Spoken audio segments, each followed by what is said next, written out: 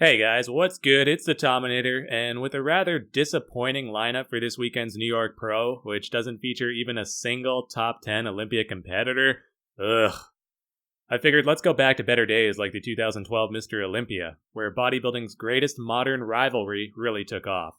This was the first time that Kai Greene seriously challenged Phil Heath for the Olympia title, and looking back in retrospect, I gotta say, it was probably the best battle they ever had.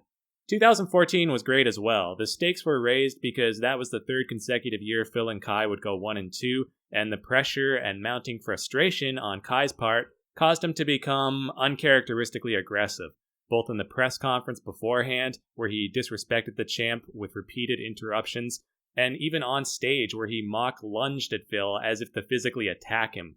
The heightened drama in 2014 almost made it feel like we were watching WWE instead of the IFBB, so that was definitely the most dramatic encounter between those two and probably the most memorable from a rivalry perspective, but from a purely bodybuilding standpoint, I think the fact of the matter is that they both look better in 2012. They were a couple years younger, obviously, and not as massive then, but neither man had any significant stomach distension at that time, so the trade-off was well worth it. I already did a video on Kai Greene's best shape ever, and even though he was a little smaller and flatter, this 2012 version still came out on top in convincing fashion. As for Phil, I think most people would agree that the first 3 years of his reign, between 2011 and 2013, were his best. And while 2012 wasn't as sharp as 2011, nor as big and full as 2013, it represented a happy medium between the two and was easily one of the best physiques he ever brought. So, now that we got that out of the way and set the stage, no pun intended, for this glorious head-to-head matchup, let's jump into it and go through these compulsories. In the front double biceps, this one is surprisingly tough. Ordinarily, I would give it to Kai in a heartbeat, but in his earlier days, Phil was still very strong here. The midsection isn't spoiling it for him like it would in more recent years, and those guns can stand next to just about anyone. In terms of the silhouette and standout features, you gotta go with Kai though, for the peaked biceps and the slightly better V-taper. But in terms of conditioning and completeness, that goes to Phil. In fact, I really can't decide on this one, so let's have another look. Here's a second shot of them hitting it in prejudging, and now I think it's clear that this one is Kai's. He might be out-angling Phil, but then again in the first photo Phil was doing the same to him. But now Kai's arms look noticeably bigger and his lats more prominent. Plus I'm seeing more definition through his torso as well than in that first pic. A weird thing I noticed going through the photos for this contest was that Kai's conditioning almost seemed to fluctuate from picture to picture, depending on what muscle groups he was actively tensing. Whereas with Phil, his conditioning was pretty consistent across his whole body no matter what photo you look at. But anyway, that's 1-0 for the Predator. And we might as well go ahead and make it 2-0 because this is an easy win for him here in the front lat spread. This was Heath's weakest pose throughout his entire career, and this year was no exception. His taper is actually not bad, but he can't help his narrow, rounded chest. Look how much wider through the shoulders Kai is and how much squarer his lower pecs are. I even prefer his more conventional stance, which brings out that X-frame, whereas Phil's slightly skewed stance throws off his symmetry unnecessarily.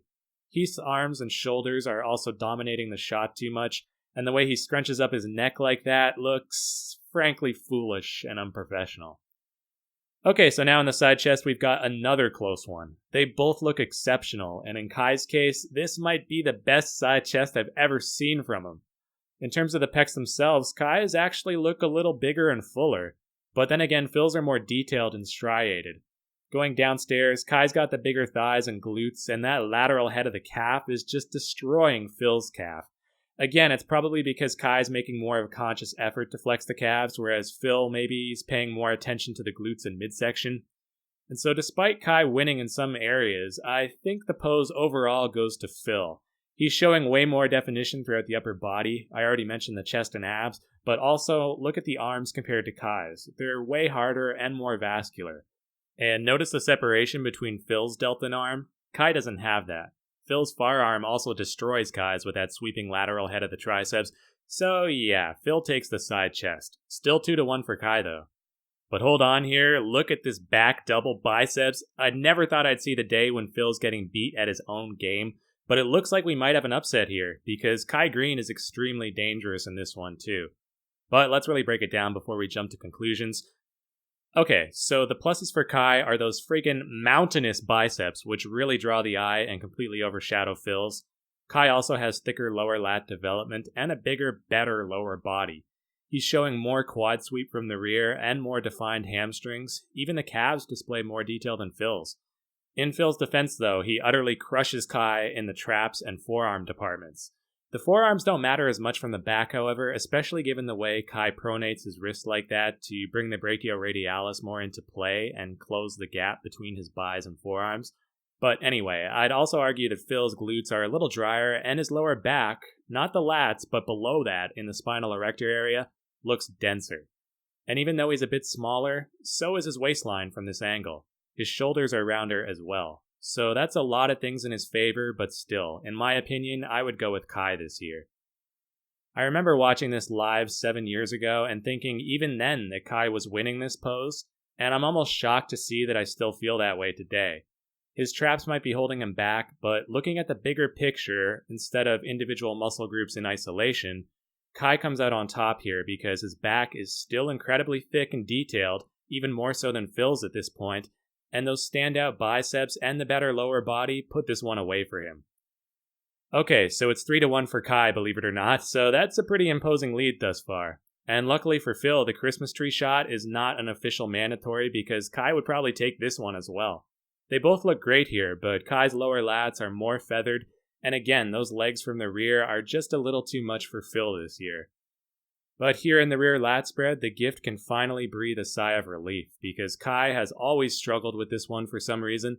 His taper, which looked excellent from the front, doesn't translate so well here, and his whole back just looks kinda smooth and washed out. Phil's, on the other hand, is just brimming with depth and detail. Kai may have more true width, but Phil's got a cleaner V-shape and just blows Kai out of the water with those traps. Even his shoulders and triceps are way better, for what it's worth, so Kai's continued edge through the lower body simply isn't enough this time.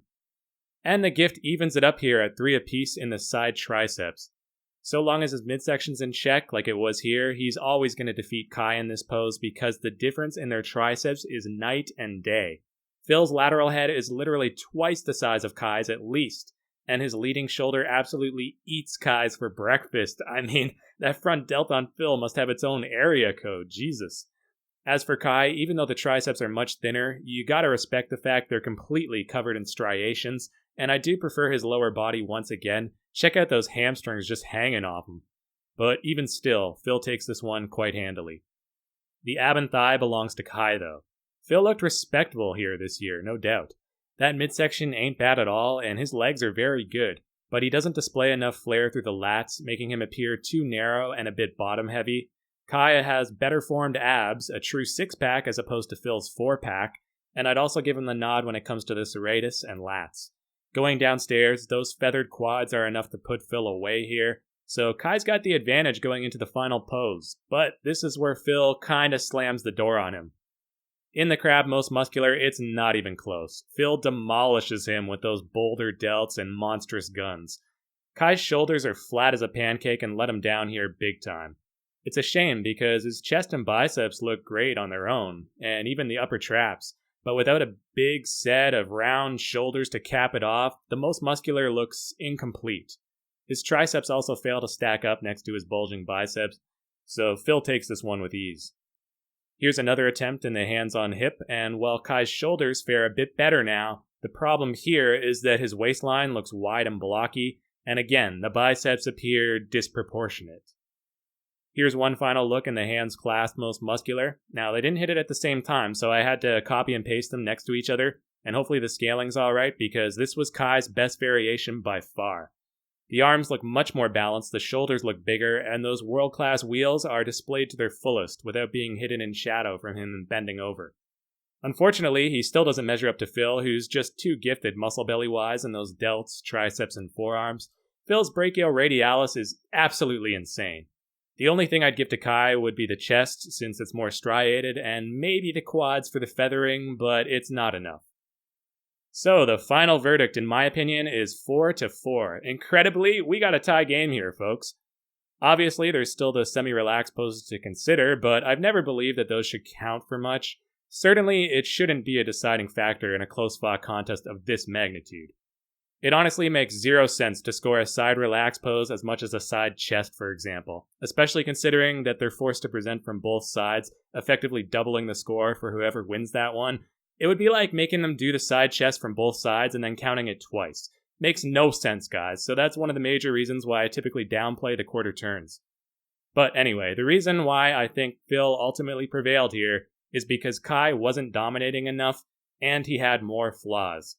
He won his share of poses based on superior structure and some freaky features, especially his lats and biceps, but at the end of the day, Phil was still more complete and better conditioned from top to bottom. It's pretty hard to beat the champ when he's close to his best as Phil was here, so I do think that he deserved it in the end, but it was extremely close, and Kai should be proud of what he brought to the stage this year. Like I said at the beginning, I really do believe this was their best battle ever, and needless to say, it was one of my favorite Mr. Olympias of all time. So, what do you guys think? Who do you have winning, and how would you score this one? Let us know in the comments below, and thank you all for watching. Until next time, this has been the Tominator signing off, and I'll be back.